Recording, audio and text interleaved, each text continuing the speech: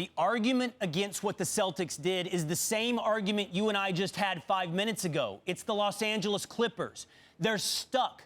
They're stuck in Clippers land. The NBA is the most predictable league of the top three. There are 2, maybe 3 teams that can win the NBA championship. Warriors, Cavs, maybe Spurs. They're here. Then this group, where the Celtics lie, with teams like the Clippers. There is nothing right now on that roster that will take the Celtics up into the top group. Your argument that they're going to sacrifice their future to put Jimmy Butler...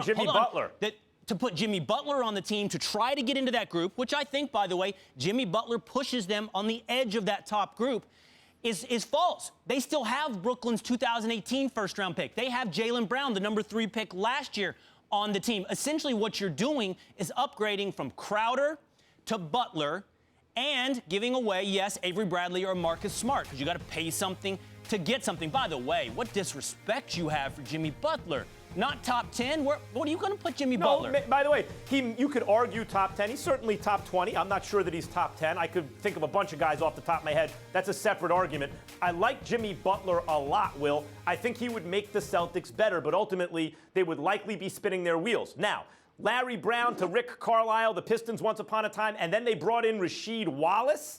That put them over the top. That was a calculated gamble I could understand in a weaker Eastern Conference because there was no LeBron James on a super team at the time, on a Lakers team that was not nearly as good as people thought. And if you paid close attention, you could see Shaq was not the same player. He postponed surgery that year. That's the kind of strategic move that can result in a championship, a really good shot to do it. That's when you put your chips in at a low cost. Bring in Rasheed Wallace to put you over the top. At a high cost, when you have a very bright future, considering the draft picks you just mentioned, and the young talent on your team, and the talented young coach, and the smart GM, now's not the time to spin your wheels.